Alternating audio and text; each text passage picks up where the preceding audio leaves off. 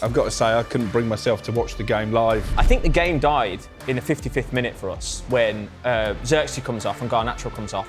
And quite literally, for the rest of the game, nothing happened. Roy Keane said he claimed that basically the squad aren't good at anything. Is that accurate? It's fairly accurate. It comes down to who wanted it more and who needs it more. When someone says, you know, what went so badly wrong? Why was the recruitment so poor? Just stick up a picture of Victor Lindelof. David Raya was available at that time. He joined Arsenal in the same summer that United signed Onana. Oh, man. So if you've replaced De Gea with Raya...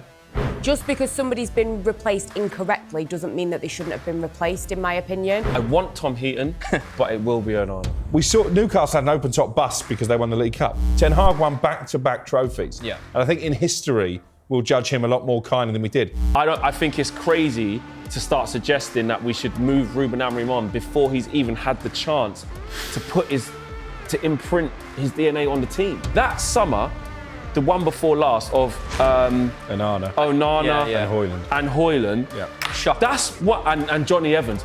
That's one of our worst. That's probably worse than Dalot, Fred, and Lee Grant. Yeah, and we got Howard With money for the Mason Mount fee, by the way. And do you know how much that set us back? We're going to talk about Aaron Ramsdale. Should we get it out there? Well, and he's just the type of guy that United need in the dressing room for me. The one thing I would say, though...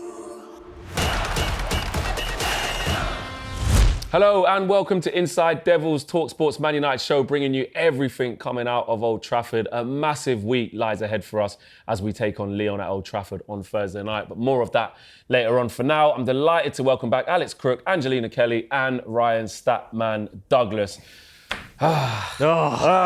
Here we go. There is a massive week ahead, but we have to start with what just happened at Newcastle United.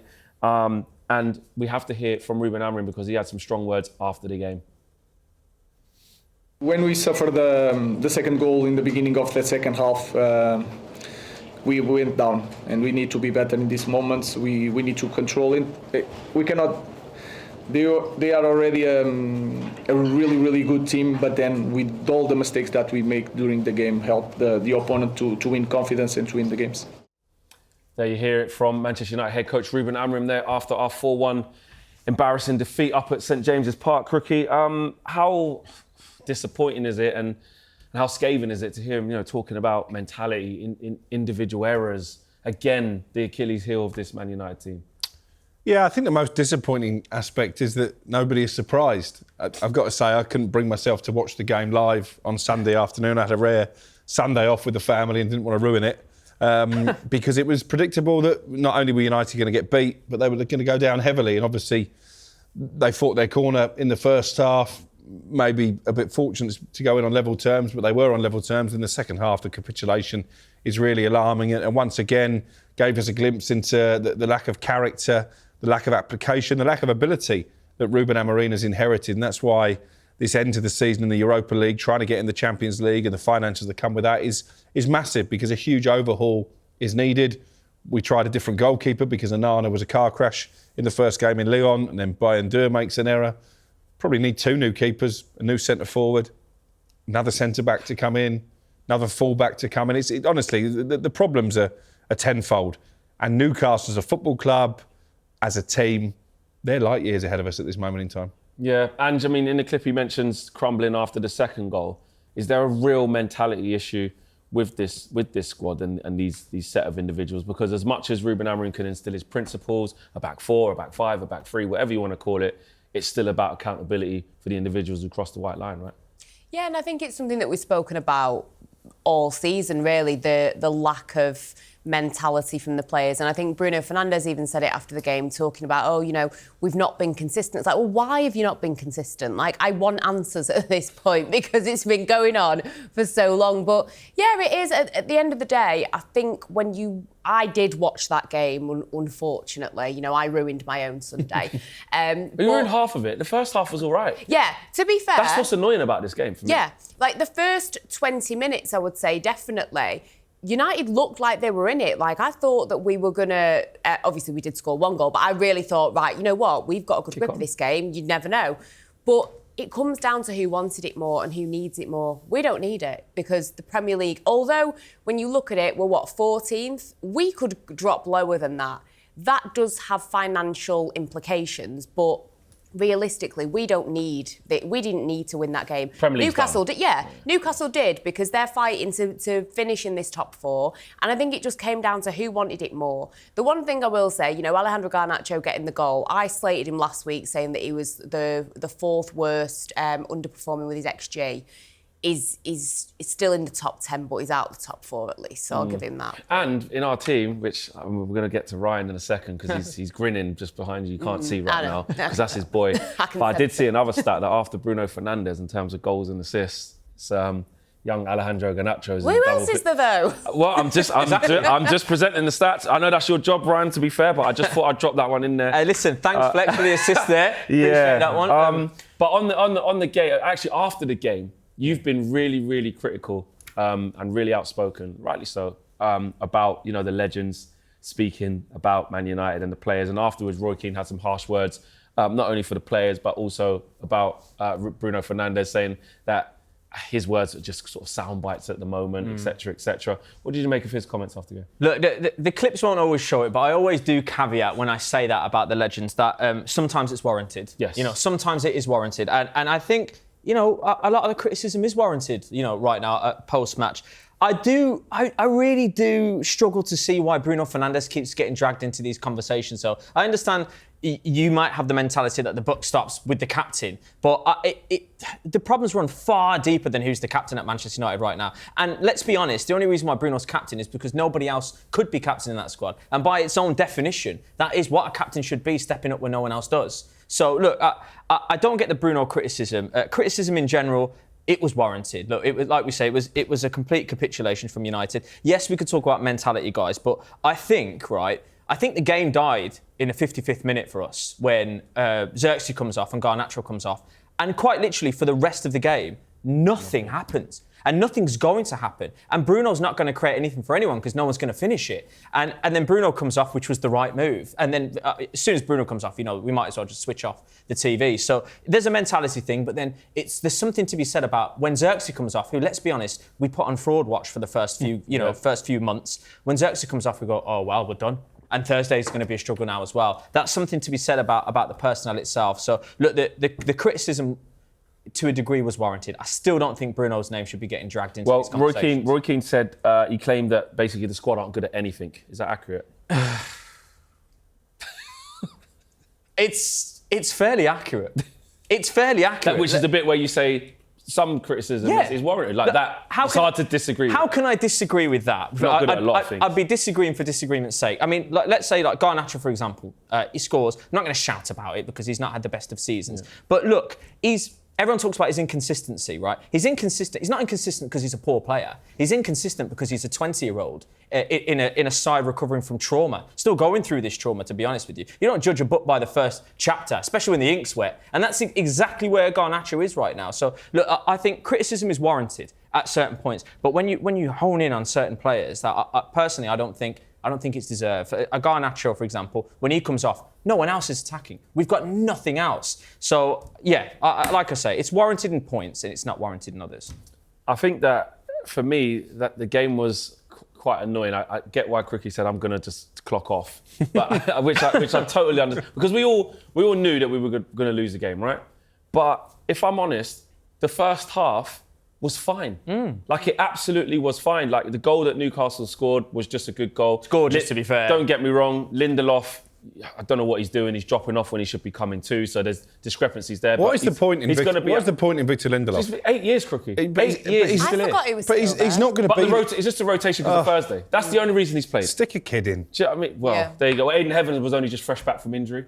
Who else are you going to put under the lights at St James's Park to take a grilling? Like, put one of the senior ones in there. I get it. He's had a bad game. Yeah. He's gone. He's gone. I don't want to get too personal and pick out one player, but in years to come, when we're asked about the post-Fergie era, and I think I'm right in saying now that United have lost as many Premier League games since Sir Alex retired as they did in his entire tenure. Yeah. We have more defeats, When someone says, what went so badly wrong? Why was the recruitment so poor? Just stick up a picture of Victor Lindelof, and that sums it up.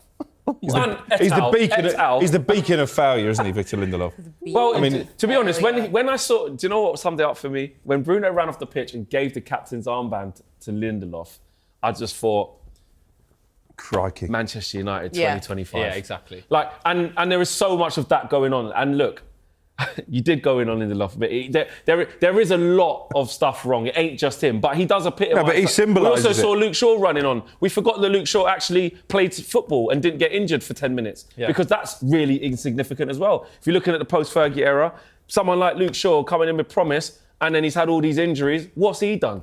He's still here. How's that happened on big wages? So there's a lot going on, not just Lindelof, but I take your point.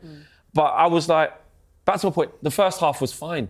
And you come out in the second half and just a catalogue of individual error after error after error after. Dalot, you big him up for the first goal and his input in that, taking the ball from Ugarte, travelling, giving the ball to Garnacho. That's what we want, Dalot. You operating in them inside spaces, great. Second half, you just let Livramento go past you in a straight line. Didn't drop a shoulder, no change of pace, no change of direction, just ran in a straight line, got his crossing. Mazraoui falls over. Who's Barnes running at? Lindelof and Eriksen, who can't run. You know, fourth goal, we're looking at Bayindir trying to play out, kicks it straight to Joe Linton. So it was just a catalogue of errors that just the capitulation just kicked in. But I think the point that Roy Keane's making, and you know, I've said before, Bruno Fernandes is at the bottom of the list of problems for Manchester United. The point he's making, actually, I've spoken to people at other clubs who say that those type of mistakes just wouldn't be allowed to happen because there'd be somebody in the dressing room getting in on the players and going in on the players. I wonder if Bruno Fernandes does that enough. Which of those players is holding their teammate to account? he does. I just don't because think these they're good errors enough, happen Crookie. too often. I think if Roy Keane was in that dressing room, them players would still be like this. That's the thing that annoys me. I nearly swore then. That's the thing that annoys me. I think there'd be a few black eyes after every game. And that too, yeah. Some of them might not actually be making it out onto the pitch because of what's going on. But Ange, do you feel like if Roy Keane was in there, what difference would it make with this crop, with this group of players that we've assembled? They don't care. Like, they don't care. We've been saying that the whole time. And this is why, you know, when we look ahead to a game like Lyon, the only reason that you can get a tiny little bit excited about it is because these players show up for the glamorous fixtures. They show up when they feel like it. I'm sure maybe Roy Keane going in there and screaming at people, maybe one or two people, but I don't think that it would revolutionise the squad or anything like that. I actually think they're trying. I think they do care. That's the thing. I think they care. I think they're trying. They're just not good. They're not good. They're just not good players. They're just not good. I think we've had the problem before where we've had talent in the squad and they've not cared, and that's why the performance. Yeah, it was the other way around before, isn't it? Yeah, it was the other way around. You know, I won't single out the players, but we know who they are. But now it's more of they care and they try. They're just rubbish. You know, and that's why we are where we are in the table. There might be an element of sometimes where the heads drop, but of course. But I think that they're trying. I just don't think they're good enough, Flex. I'm gonna agree with you. I don't know, because there's been games this season. You know, I go back to Southampton at home. Southampton, regardless if they get past this record low points tally, I don't think they will. They're the worst team that the Premier League has ever seen. For 80 minutes at Old Trafford, we made them look like Real Madrid. Yep. So that's not about ability. That's about did it as attitude well. and application. Leicester the same. Yeah. Ipswich. We struggled against them as well. Twice. Ipswich got, you know, they've taken points off Chelsea this season as well. It's just one of those leagues. It's one of those leagues where if you don't turn up, you can get punished. Anyone can get you. But yeah, look, there's a lot going on. A positive is young Harry Amas became the fourth youngest player to start a Premier League game for the club. Did okay? Did okay, didn't he? I think it was probably a pre-planned sub, and Dorgu came on after him, and tell you what, I'm not sold on him, Dorgu. He wasn't Yeah, great. And he wasn't very good. scathing last week, and Dorgu in the sort of aftermath of what our colleague here and ex-England women's player Leanne Sanderson had to say.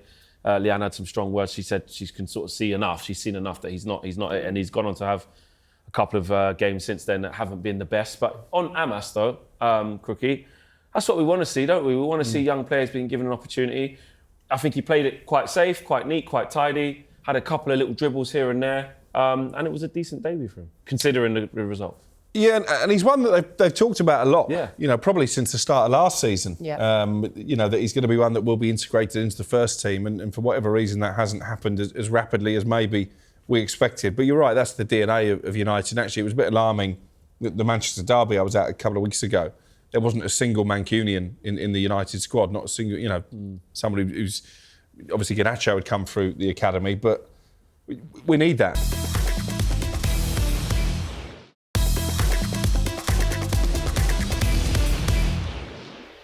As the summer approaches, there's much discussion to be had about what the Man United hierarchy should do to guide the team into a new chapter. So, as we're back in the studio, Ryan Stack-Douglas is back at his beloved demo screen, and we're going to open up some big debate topics and try to put the world right in Manchester. Right, Ryan, over to you. Here we go. Do you know what, guys? I had some stats and I thought I didn't want to depress everybody. So we're going to just scrap the stats section altogether. And we're going to open up these debates because on the back of the Newcastle result, I mean, these conversations have been starting to form anyway, but on the back of the Newcastle result, more conversations are forming. So this is the first one, and it is a juicy one, I have to say. Was David De Gea underappreciated by the end of his Old Trafford tenure? So look, well, I've got his stats in front of me here. 545 games, 190 clean sheets. But let's be honest, guys, there was points where we were saying he could have saved the Titanic. He was that good, wasn't he? He was unbelievable. I mean, I hear shouts sometimes that he's one of the best keepers we've had. And I hear them shouts because you think about the defence that was in front of him and where we would have been without him and how he was potentially disgraced when he left as well. So, look, Crookie, I'm going to throw over to you here. Did we underappreciate David De Gea? I think potentially at the end, I think a lot of fans had forgotten all those Player of the Year awards. It's never a great sign for any football club if your goalkeeper is your best player because it means he's having to do too much work. But I've got to say, by the end, I was one of those who was advocating for a change. I think his form had tailed off. I think he was in need of a fresh challenge. He certainly wasn't justifying the huge wages that he was on. I didn't agree with the way the football club handled his departure. I think it was Erik ten Hag who at the last minute took the contract offer off the table. It meant he never got a chance to say a proper Old Trafford farewell, and I thought that was unfair. But both things can be right. You can say that actually it was time to move on from David De Gea, but that Andre Onana wasn't a suitable replacement. I remember speaking to someone very senior at another Premier League club when Onana was signed. I didn't know a great deal about him. I'd seen him play in the Champions League final for Inter Milan, had a good game that night. And I asked this guy, is this going to be a good move for United? He said, you know what? He's had a really good season at Inter, but if you look at his body of work before that, I'm not convinced. He makes too many errors. And I think probably that's been proved right now. So yes, it was right to get rid of De Gea. Onana clearly wasn't the right fit. I was just double-checking there. David Raya was available at that time. He joined Arsenal in the same summer that United signed Onana. Oh, man. So if you've replaced De Gea with Raya, I think we'd be having a very different conversation. He was only available for, that was like 30 million. Yeah. That's unbelievable. Well, he was on loan initially. Exactly, on loan. To 25, that was it. And then they made it permanent. And I agree with Crookie in terms of both things can be right. The problem is that far too much at Manchester United is we have these conversations all the time about players that leave, right? About should we bring him back, or is there all of a sudden Anthony's all right? All of a sudden, when Scott McTominay was playing with us in a double pivot with Fred, it's get these guys out, and now they leave, and then it's like, I'll tell you what, because we always replace them with worse players. Yeah. Look at Elanga, the same kind of vibe there. When he scored that breakaway goal against us, I'll tell you what, scoring a lot of goals. We shouldn't have sold him for 15 million. So both things can be right, but the problem is like Crookie said, replacing him with Andre Onana was not the answer. And David De Gea is 10 times better than him. Even that, 10 times better than him. Having back in a heartbeat over Andre Onana, but that's probably not taking Man United forward. But you're right. If you were going to take out David De Gea for Onana, you should have just kept David De Gea. Yeah, let's not shy away from what the comment section will be saying. Ange, right now, Onana, De Gea, straight swap. Would you take it?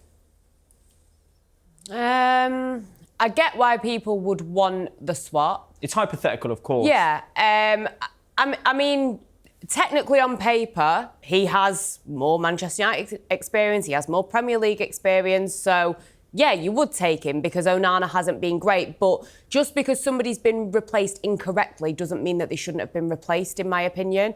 And I just feel like towards the end, De Gea was, he wasn't passing out from the back correctly. He was making a lot of errors. It wasn't a good look. I understand the Onana situation. Maybe we'll get more into it when we're talking about the Lyon game. But I understand the stats aren't great. When it comes to his save percentages, it's not good. There are certain stats where he seems to be better regarding his, clean sheets with the Premier League and stuff. But, there's a lot of not great goalkeepers, let's be honest. I just think the way that people are now treating Andre Onana is just not conducive to being helpful. Because when we go into this Lyon game, what we're going to do, carry on making fake memes of him? Are we going to carry on taunting him? Are we going to carry on chanting all this rubbish? This is what we've got. Bayern ain't no better because he was not... And listen, he didn't lose us that game. He had a terrible defence in front of him as well. But his kicking was abysmal. Yeah. He wasn't good enough. So this is what we've got. So I would say to people, to fans that are hating on him and jumping on this bandwagon, this is our first choice goalkeeper. So going into Thursday, need to get behind him because how's it going to help hating on this You see guy? the thing with that though, we literally, the problem with that is you're 100% right. You don't want to like chastise your players, so we don't want them to play badly. Yeah. We literally just got behind Andre Onana for chucking it to Matic. We just got behind something that he created. When you look on social media, a lot of people were actually going with Matic, but that whole thing was orchestrated by a journalist stirring the pot. Yeah. Because had Matic have read that full quote, Andre Onana, in my opinion, did absolutely nothing wrong. He's coming out of I'm talking about before the game, of course. Yeah. So when he comes out of that Manchester derby, it was the most boring game. We've all spoken about it. He's trying to be a little bit positive. Yeah. Also, I know that in Cameroon that they do speak English and they do speak French. I don't think English is his first language. So you're being asked a question. He said way better. It's one word that everyone has now decided to jump on. Matic, probably mates with David De Gea, probably wants to have a little bit of a pop. Kind of interesting that him and Ruben Amorim did play together, but I just think the way that the whole thing was taken was a waste of everything. But you know the error that Onana made? I think you're right, because I spoke to him after the Manchester derby. He made similar comments to me. I didn't see them as antagonistic. I think actually Matic has been very clever, because he's used it to create a siege mentality, whip up a bit of a storm against Onana. Which happened at Lyon. It's a masterclass, by the way. However, he shouldn't have fired back with a tweet. I agree. And this is the thing. If you're going to start talking like that and you're going to start getting involved, then you have to perform on the pitch. And it was written, I think we all knew, had Matic have been on the pitch, he'd have scored. Do you know what I mean? It was one of those moments where you just knew it was written. So what I would say is, the initial thing that he said is, there's nothing wrong with it. Matic responds, the journalist stirring the pot, etc. Like you say, he knows what he's doing. I think that Onana was probably ill-advised, or if he wasn't advised at all. He also had another personal situation where his wife had been through an extremely traumatic situation, not even a couple of weeks before that. And, he's maybe not responded the right way, but I think as Man United fans, and there were a lot of fans on Twitter that were going after him. I was reading the comments saying, how can you go against Matic? Like, he's better than you were at Old Trafford and all that stuff. So I just think people need to get behind him. I think the whole thing is just very unfortunate. But there's definitely worse goalkeepers in Man United's history. Do you know what I'm going to do? I'm just going to... sounds like you've jumped to his defence there, look, which is fine, and I completely agree with you. I'm going to piggyback on something that you've said there. Onana's made, horrendous mistakes. Of course, we know that. Bayern comes in. He makes mistakes as well, okay, in that Newcastle game. You can put it down to whether, game time or what have you. Flex, at some point, do you look at the coaching? Do you look at the goalkeeping coaching and think, why is this happening? Onana's just not good enough. He's just not good. Onana. The thing is that there's so many factors to this, right? Apart from, if we just stick on the main thing that we just all will agree with, he ain't good enough. No. Last season, we single-handedly finished bottom of the Champions League group because Andre Onana kept throwing the ball in the back of the net. He did. Yeah. High-profile errors. Yeah. This season, Brighton, Jorginho Rutta, Forest at home, shot in the middle of the goal. Gibbs White. Yeah. Everton. 8 errors leading to goals. He's got the most errors leading to goals. And actually, there's so much. Forest, the first game of last season, falls backwards and they put him in an F1 car. That was unreal. But that was unreal, by the way. How many? But even this picture he used for the social media post, he's obviously boasting about winning the FA Cup. Yeah. He chucked in City's goal in the cup final. The reason that game in the last 10 minutes we were nailed by it, which should have been an average 2-0 win, was because he threw Doku's ball into the net. I know. So all of this stuff that he's saying, the reason why it was so difficult to back him in that moment, the real reason, I don't agree with fully going against your player before the game, but if we're being honest, the real reason we couldn't have a siege mentality to get behind Onana is because we knew that performance that he did was very capable. You can't be talking that talk. He comes out before the game, walking up to the ultras with wired headphones in. I know.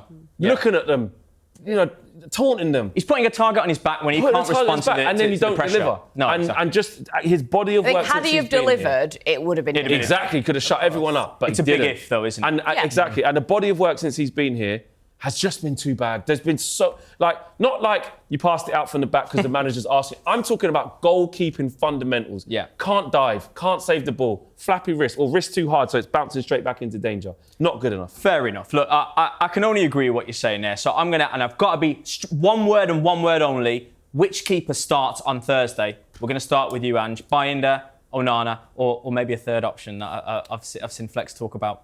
Onana. Onana, Crookie? Yeah, I think it'll be Onana. Flex? I want Tom Heaton, but it will be Onana. Onana. Okay, right. So that's wow. We got stuck into that one. Fair enough. And that's These are the big first debates. topic. Yeah, big debate, big topic.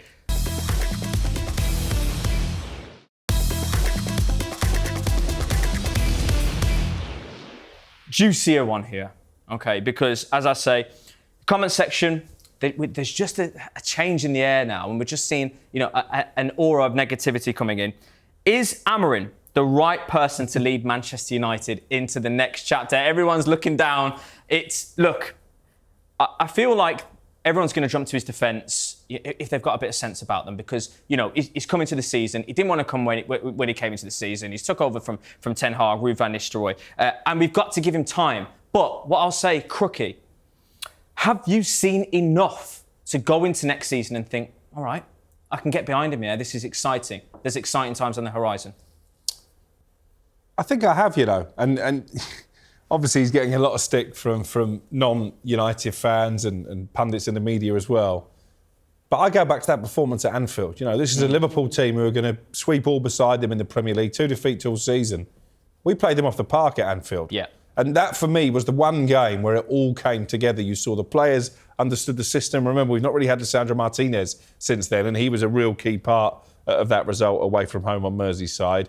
So I think you can see what he wants the players to do. Some of them simply aren't capable of doing it. Some of them are the wrong fit in terms of the system. I still think your boy Garnacho might well be sold in the summer because he's a victim of the system. Yeah. But I think if you back him, you get a proper number 9, you get a goalkeeper, you get another number 10, you get another wing-back who's better than Dorgu and better than Dalot, who I think has had a disappointing season overall. I think there are brighter times ahead. And I've been saying for the last decade, right, if you take out David Moyes, who clearly wasn't up to the job, he was promoted above his stage. He's a good Premier League manager. He's not a Manchester United manager. Ole Gunnar Solskjaer, the jury is out. I was quite critical of him at the time. So those two managers, for me, weren't up to the job. You look at those other managers we've appointed post-Ferguson. Louis van Gaal has won silverware wherever he's been. Jose Mourinho may not have been at the peak of his powers, but he's a serial trophy winner. Yeah. You look at Ruben Amorim and what he did in Portugal, and I'll defend Erik ten Hag. We saw Newcastle had an open-top bust because they won the League Cup. Tottenham are desperate to get their hands on any kind of silverware, and their manager's still probably going to get fired. Ten Hag won back-to-back trophies. Yeah. And I think in history, we'll judge him a lot more kindly than we did. The problem at Manchester United, barring Moyes and Solskjaer, in my opinion, has never been the manager. It's been the infrastructure, it's been the dressing room. And until you get all that right, it doesn't matter who the manager is. You're not going to get results on the pitch. Flex, let me bring you in. Have you seen enough from the man himself? I've seen the situation be so bad that I know that he needs more time to show me what his worth is. So he's come into a chaotic time, new owners, players that aren't good enough. He hasn't been backed in the January transfer window. He got a young Patrick Dorgu in and a young Aiden Heaven. Aiden Heaven actually looks like a snip at £1.5 million from Arsenal. Yeah. I think it's crazy to start suggesting that we should move Ruben Amorim on before he's even had the chance to imprint his DNA on the team. Buy 5 players. We afforded Ten Hag a couple of seasons, 2 years. This guy's going to probably have 7 months. By the time we get to the summer, he would have been here 7 months with no transfers.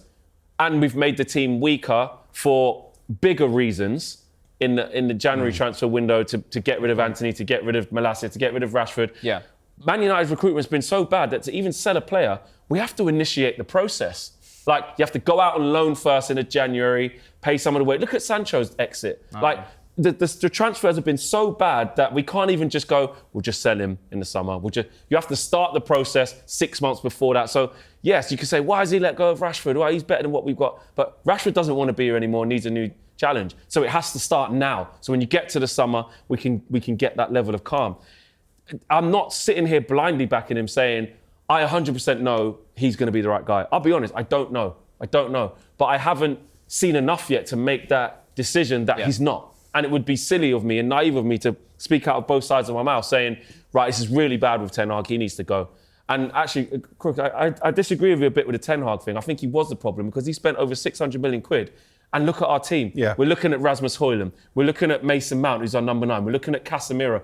That summer, the one before last, of Mason Mount, Onana. And Højlund. Yeah. Shocking. That's what, and Johnny Evans. That's one of our worst. That's probably worse than Dalot, Fred, and Lee Grant. Yeah, and we got held With to money ransom for the Mason Mount fee, by the way. And do you know how They much kept that bringing set it us up back? I know. And to Casemiro might even stay again. Højlund, what are we going to do with I that? don't think Casemiro was a Ten Hag signing.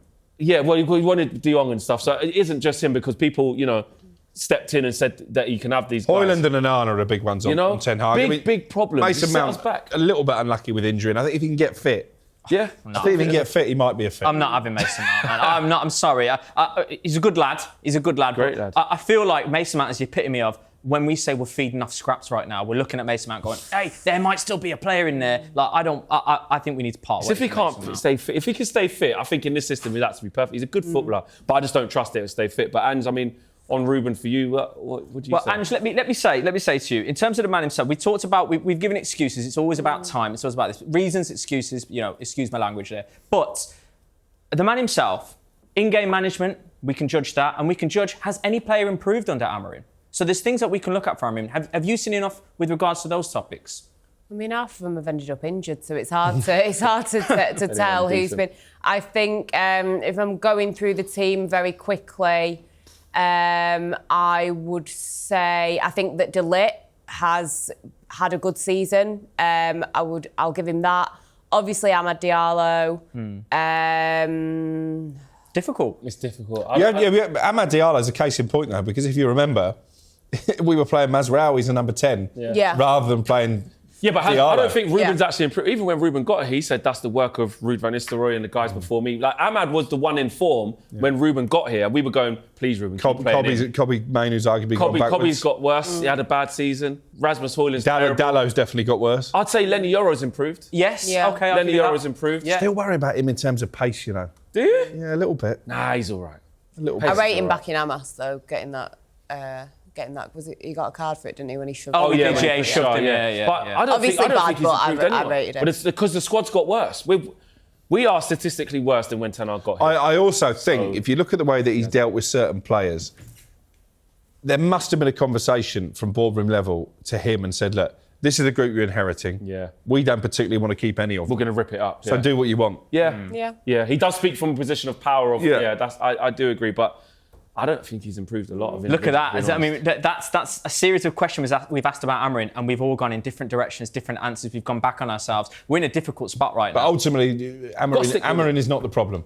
I think we can all agree on that. Glazer's the problem. Ratcliffe's the problem. And we just lost Jean-Claude Blanc, or a change of role. And we got in someone from F1, haven't we now? What's that about, So we got, by the way? we got a former cycling coach and someone who worked in F1. That's more what I'm scared of. Yeah. Less about him. What's going on? When we get to the summer, are they going to back this guy properly? Because that's what I'm scared of. I think actually, if you give him the right tools, he's proved he can build a really competitive side. A side that, yes, dominated in Portugal, but when English teams went to play them, they put Arsenal out of the Europa League. Man City came. They done them. Yeah. When he plays against decent opposition, you can see there's a good team there with good set I'm of probably traits, going to upset a lot of people, particularly in the Nottingham area here. Go on. But the fact that Nottingham Forest are going to qualify for the Champions League tells me that as much as United are a million miles away from challenging for major honours, wouldn't actually take that much to get back in the top 4 or 5. No, I think it doesn't have to take as long as we I think that's fair, and I don't think that's even just a Nottingham Forest thing. I think that when you look at whether it's like the top 8 even, I think you look at the way that that's gone this season, no one ever thought that it would go that way. And you have to be realistic that when it comes to going into the new season, not all of these clubs that are in the positions that they didn't expect to be in, they're not all going to be able to level up. No. Realistically. It feels a bit like the And Leicester other teams are going to level up. You would like to think that City, with the power that they've got, will be fighting back.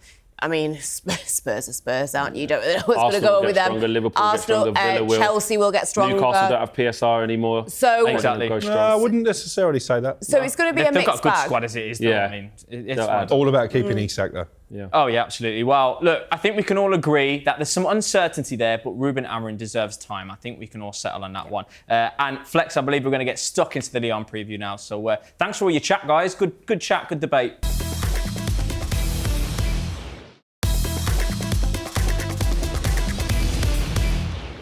Now let's turn our attention to United's biggest game of the season so far. It's the second leg of the Europa League quarter-final against Lyon. A 2-2 draw in France last Thursday sets up a tense affair at Old Trafford on Thursday night. It is really do or die, win or bust, Crookie. The first thing we've got to start with, though, is we saw what happened to Andre Onana. Obviously, we spoke about it earlier in the show, subsequently dropped against Newcastle United. Does he come back in? I think he does. I think that was always the suggestion, even when we were reporting on Sunday that Onana had been left out of the squad, that he would be very much back in contention for the second leg. And do you know what? I think this is a test of his character as much as his football ability now, because he's had an absolute horror show away from home. He's lost his place in the team. I know they billed it as rested, but he was clearly dropped for the afternoon as a fallout from that Lyon debacle. And he's got to step out there at Old Trafford now with a point to prove. And actually, he owes his teammates one. He owes the supporters one. He needs to play the game of his life to make up for what happened in Lyon, because we should be 2-1 up in this tie. There's no question about that. And I think it'd be a lot less nerve-shredding night if that was the case. 2-2 opens up all kinds of possibilities, extra time, penalties. You know, it wouldn't surprise me if it went all the way. But I think he'll play. But it does turn the focus onto what happens in the long term. Because I reported actually about 6 weeks ago in my notebook on the talkSPORT website that Andre Onana had been unsettled at United for some time, and obviously you've mentioned the personal issues that he's had. I think if the finances allowed, I think he would go this summer, probably to Saudi Arabia. There is a PSR issue with United because of the money they paid for him in the first place, that they can't afford to take a hit on the books. But I'm told they want 2 goalkeepers because Tom Heaton obviously is going to leave the football club. We're going to talk about Aaron Ramsdale. Should we get it out there? Because we've got different views on this. What do you think would be a suitable replacement? Going for somebody who would be a good stopgap because money is scarce, so look at unique opportunities, or going big for a goalkeeper? It's interesting, the list of names, because again, I reported about the guy Suzuki at Parma, someone United have been tracking for some time, but quite a young goalkeeper. Bart Verbruggen, still a young goalkeeper at Brighton, has been mentioned. James Trafford, who obviously is keeping clean sheets for fun in the Championship, is someone United have scouted. And Ramsdale as well. He can leave Southampton for about 20 million quid following their relegation.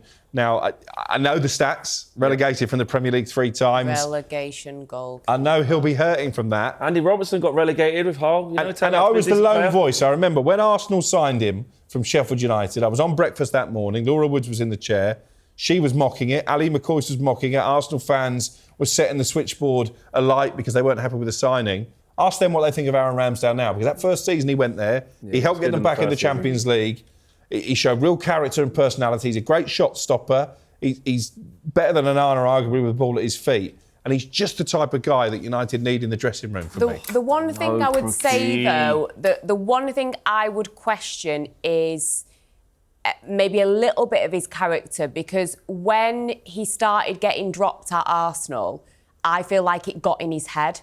There were quite a few moments where you saw when he was getting his chances, he was making quite... Yeah, he was nervous. I understand, but I do understand that it is difficult. But I just wonder, like, you know, that's the pressure at Arsenal. And maybe at Manchester United, he wouldn't be battling it out. And it was a very rare situation that happened, but we saw a bit of a head loss and we saw he started to make errors. So that's the only thing that I have a little bit of a reservation about. You're at Manchester United, which, yes, Arsenal, big club. Manchester United, completely different game. You're coming in after Onana. Every bit of media focus is going to be on you. I don't know him personally. Maybe he would relish that pressure. I think he would definitely embrace it. Yeah. He's a leader. Probably a bit too much. He'd definitely embrace it. That's the only thing that I've seen from him that I worry a little bit and think, oh, could this maybe be an issue? That's the only thing that I've got reservations about. I think whether I'm having him is it's a tough question. I wouldn't look to him. I wouldn't look to Ramsdale and say, look, that's the answer to the problems. However, I think what it comes down to is, what do you prioritise as the glaringly obvious signing we need to make in the summer? If you feel like we need to go for a striker and someone like Ramsdale's available for 20 mil, maybe that is feasible. Maybe that's where you say, right, well, we're actually getting a solid keeper. How many keepers are you getting for 20 mil that's solid, Premier League proven to a degree as well? So, which I am in the camp of. I think we need to go for a striker first. I think that needs to be the priority, because Højlund is. We signed him at the wrong time. Let's just put it that way. We need someone to hit the ground running, hit it now, and Højlund is not that player. So I go for the striker first. So Ramsdale or someone of that ilk makes sense. Yeah, because he's there to be got because he's going down. He's relatively cheap fee, but if you had to prioritise a keeper or a striker flex, what would you go for? To me, with how bad Onana's been, if we're just being honest, I'd have them as equal, mate. We don't score any goals. We haven't scored any goals for 2 years. Look at some of the goals we let in. The goals we let in are shocking. Yeah, Teams are going shoot on sight. Ramsdale doesn't make those kind of mistakes. We would have beat, even with Højlund in our team, we're saying we should have beat Lyon 2-0. That should have been 2-0. That shows us that against certain teams, you could probably get by, put Xerxes up there, Bruno, we're going to get Cunha, Delap in, do what you want to do. The keeper is... Look at the Champions League last year. Again, we had Højlund then. He actually had a good run in that. But who let us down? The goalkeeper. I actually think it's a way bigger priority than we actually think because he's that terrible. I can't disagree, Flex. I really can't disagree. It's so tough. In an ideal world, I would go for both. To be honest, I'm thinking... But Binder could even, I don't know, if we give him more game time. Just fill in. I don't know. Bad. I know it's bad, but we've not seen enough of him. We've not seen enough of him. You've got to remember, they rushed Onana back from the African Cup of Nations rather than play him or made him delay his departure. He's saying this, guys, we're going to carry on talking about Lyon, right? Yeah. But, So, we were talking. This is actually the Lyon. But look how polarising the goalkeeper is. This shows how much of a priority it is because we're supposed to be talking about Lyon, but we're still stuck on Onana. Yeah. But we all agree. Do we think he's going to start? I think he goes back to him. I like your Tom Heaton shout. A bit of experience. Honestly, Tom Heaton, as old as he is, and he hasn't played, he would not make them fundamental mistakes. And he'd just kick it long and keep it simple. But I don't think he'll do that. No. I think he'll go back to Andre Onana. And if he stays past the summer and he's dropped him for this type of game, you're probably not going to be able to reel him back in again. And for this game, though, it is so big. So big. Without Joshua Xerxes as well, what type of game does Rasmus Højlund need to have, considering he's been having a real tough time recently? The game of his life is what he needs to have because it's just been so underwhelming. We have this debate about Højlund all the time of, you know, he's not really had anybody to kind of learn off. I mean, who was the most senior player that he's had around him? Someone like Anthony Martial? I don't really want any striker learning anything off him, thank you. So I just think it's been difficult for him, but this is a season where we have seen certain people stand up and be counted, whether it is Bruno Fernandes defying the critics, whether it is somebody like Amad Diallo. But he hasn't stepped up to the plate. I don't think he's a Manchester United player. So this is his night to redeem himself and to right some wrongs. So he has got to have an incredible night. I think you look at it, you know, you do have Kobbie Mainoo, you've got Amas, Mount, Shaw, Heaven. Got players coming all back, options. Yeah. So that is a positive in that sense. I don't think it helps. Obviously, Lyon won 3-1 at the weekend, and I think they had about 5 changes. Yeah, rested. So it's, you know, it's mentality-wise, it's not great. But I really hope that I'm not going to be at the game.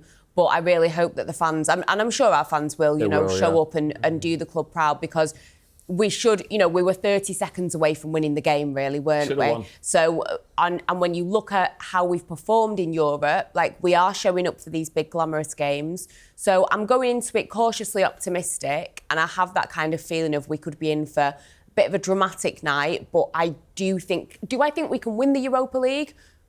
Probably not. I'm a little bit concerned. But do I think that we can get past this Lyon side?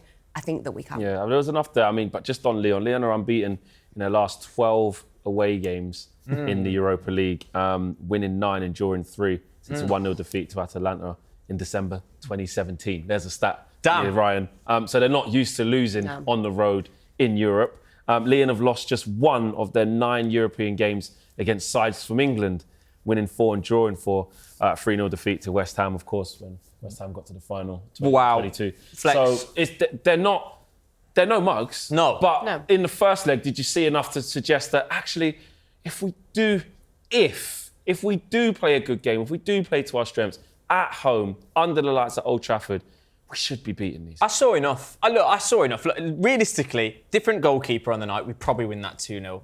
Even Binder in goal, we could win that 2-0. So look, I saw enough. I mean, on Rasmus Højlund, in terms of minutes to goal ratio in Europe, only Saka and Salah out of the Premier League crop of players have more. So look, it's not a disaster. It's not a disaster having him up front in a European competition. It's a different kind of opposition, different kind of physicality. Ideally, we want Xerxes. Look, I'm not saying that, of course, and that was the biggest takeaway from that Newcastle game. That was the thing that upset me the most, is that he hobbled off. Big drop-off. Yeah, it was. Yeah. So, but it's not a disaster having Højlund up top. It has to be said. But one thing I will say, which I've got to stand by it. I've got to stand by the fact that I said this. I'm more concerned at us playing at Old Trafford in this tie than I was away from home. Agreed. And now that, unfortunately, we drew that first game 2-2, I do have this just dread here. It's quite paradoxical right now because we're playing in front of our own fans, but it's turned against us where it's creating pressure, not relieving pressure. But the game against Sociedad, isn't that the sort of proof where you look in Europe? Because we've proven we're the only to give you another stat, like love it. He loves the stats. Just because I'm just trying to give it, devil's advocate side. I like it. We are the only team unbeaten in Europe. Now, I know we're playing in European second division and we had some stupid draws in there where we should have won games, but we are unbeaten. And the Sociedad tie, again, follows this similar pattern, right? Yeah. We played away in the first one. We went, probably should have won that. Yeah. What silly penalty from Bruno. Then we did well to hang on in there.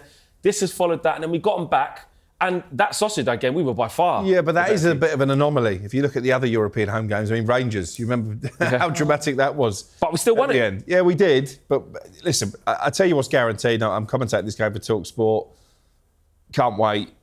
But it's not going to be easy. They're going to put us through the ringer. You know, I don't see a repeat of the Sociedad game. As I say, it's not going to be easy. I think it might go right to the wire. And the problem now is, where in the past teams feared playing at Old Trafford, now they relish it. Yeah, and I think that backs up Ryan's point. So, and the other side of looking at Lyon, going likes of Shirky and Mikatadze and players like that, they're going, we've had a look at United.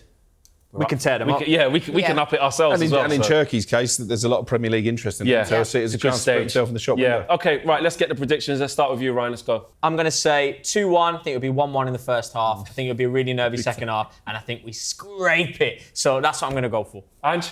I think it will be, I think both teams will score, so I think maybe it'll go to 3-3 and then United will squeeze. 3-3. And then United will squeeze a winning goal in extra time. Yeah, which is basically what you're saying as well.